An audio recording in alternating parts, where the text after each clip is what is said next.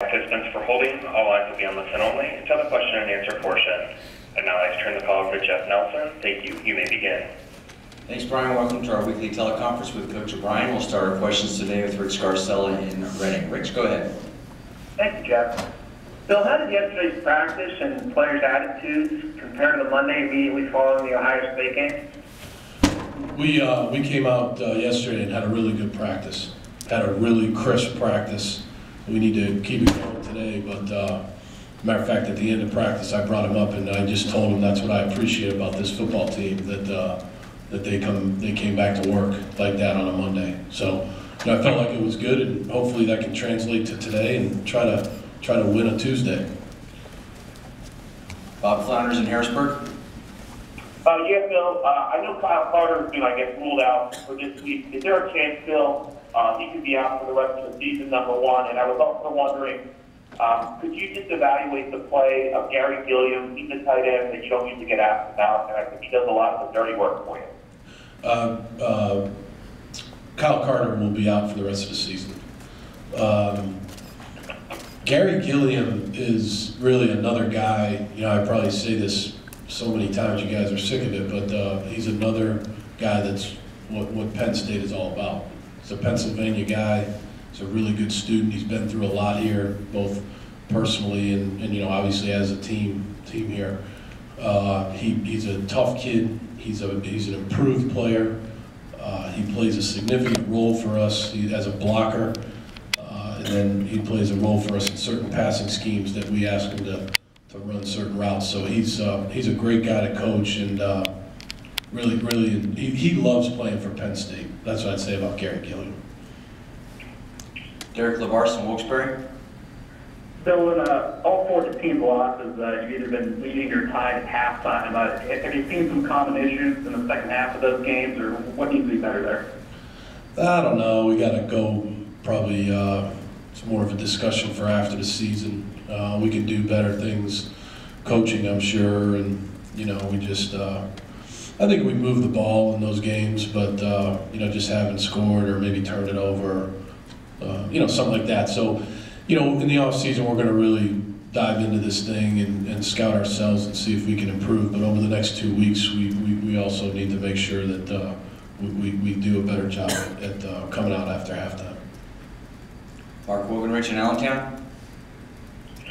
Can you just expand on what happened to Kyle Carter and then summarize the season he had for you?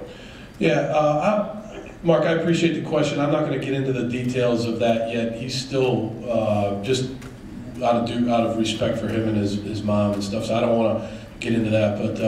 But he had an excellent season for us. Here's a guy that a young player that came in here trying to learn a position that is a very difficult position to learn. This is offensively, it's the second hardest position to learn.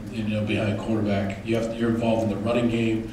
You're involved in protections, you're involved in route running, you have to recognize coverage, there's so many different things that you have to know. And I thought as a young player, he came in here and did a really nice job. He's got excellent hands, he's a tough kid, he's a great kid. Just a really, really good guy to have on the team. Frank Bodani in York. Hi, Bill. With Sam Ficken, what do you think he's improved at the most from, say, the Virginia game beginning of the season until now, and how has he worked through his quadriceps issue? Yeah, he's definitely improved at the placement of his plant foot. So he does a nice job. He's much more consistent with where his plant foot is on each kick.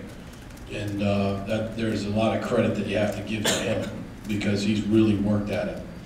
When you're kicking better and better, you're gaining more and more confidence, and he's a very, very laid back guy that cares about his teammates and wants to do well, and it's nice to see him improve like he has.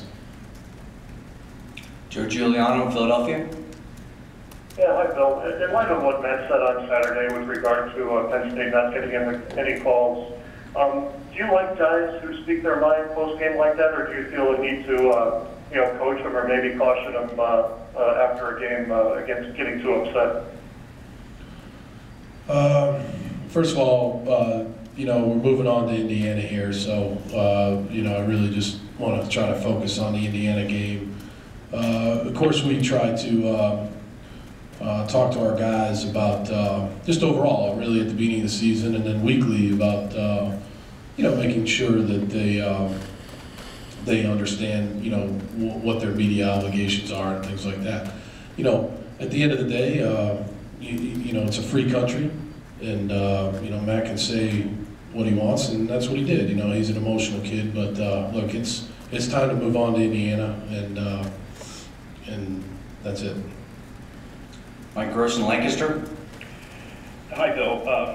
There's apparently going to be a number of NFL coaching openings, and at the end of this season, if there is, it's inevitable that some of those people are going to contact you.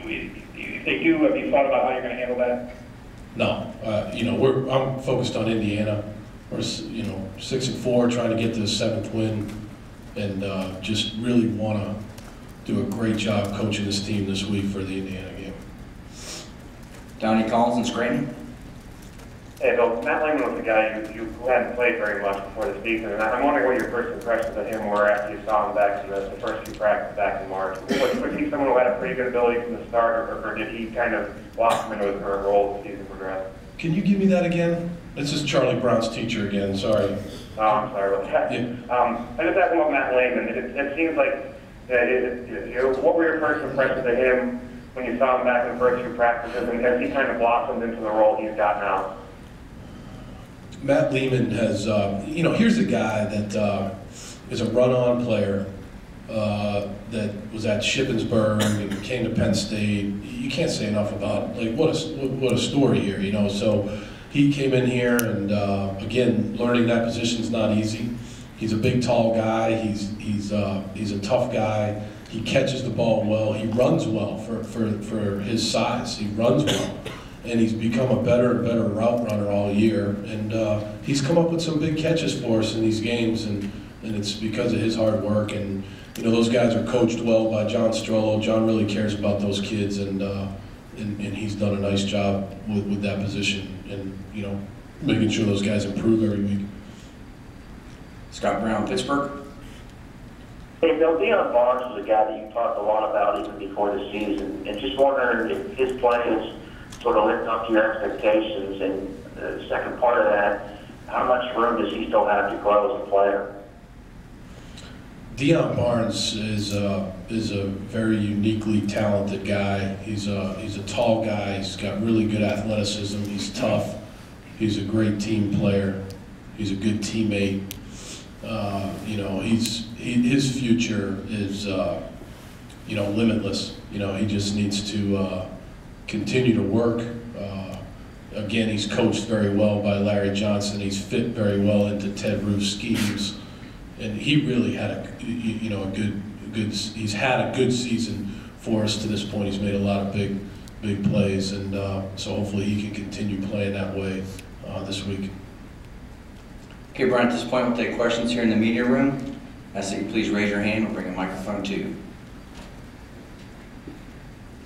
Bill, if you look up and down this roster, I think it would be safe to say that a lot of the players have exceeded or met expectations. Are you surprised or disappointed you guys are 6-4 this year, considering some of the individual successes you've had?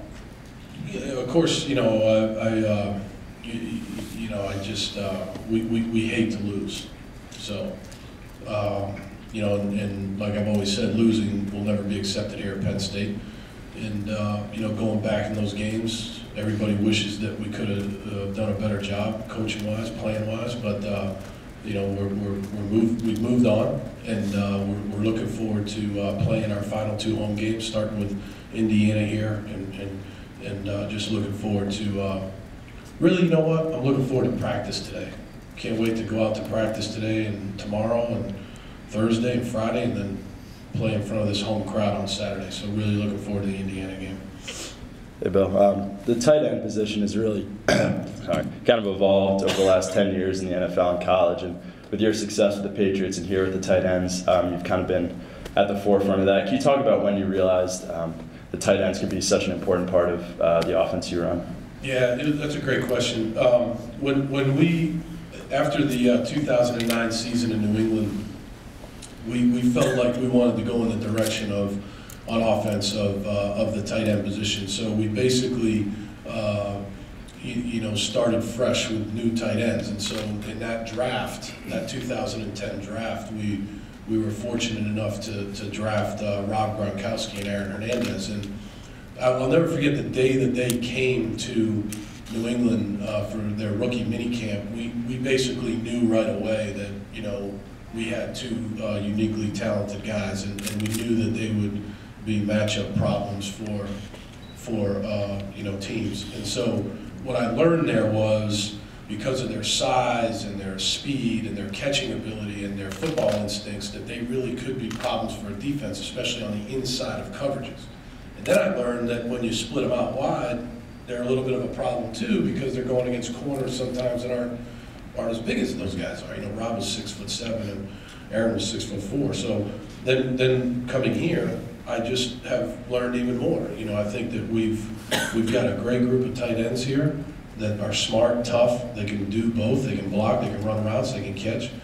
Some guys are a little bit better blockers than they are route runners. Some guys are a little bit better route runners and ball catchers than they are blockers. But they all work at it. They're all instinctive players. So hopefully we can continue to grow with that position here.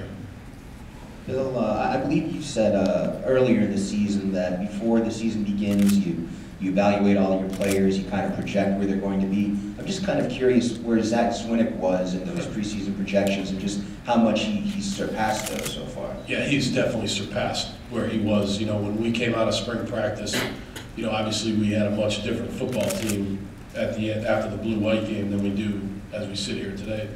We had Silas Red was here, who rushed for over 1,000 yards the year before, and when you go right down the line, we had Billy Belton there. We had just a different position there than we have now. And then obviously, as what happens every year, really, that I've been in football with the running back position, injuries occur. And as injuries occur, the next guy has to step up. And so that's what happened to Zach. We had some injuries, and he was the next guy. And he came out there, and he really did a nice job of doing what we coached him to do. Charles London does a great job with those guys, teaching them what to do every week. He's a tough kid. He can run. He's faster than people think he is, I think. He's a 235-pound guy. He's strong. He's a punishing runner. And, are there things that he needs to get better at? Of course he does. He's got to get better at ball security. He can be a really good route runner if he really concentrates on it. I know he will. And so he's been a guy that's done a nice job for us, obviously this year.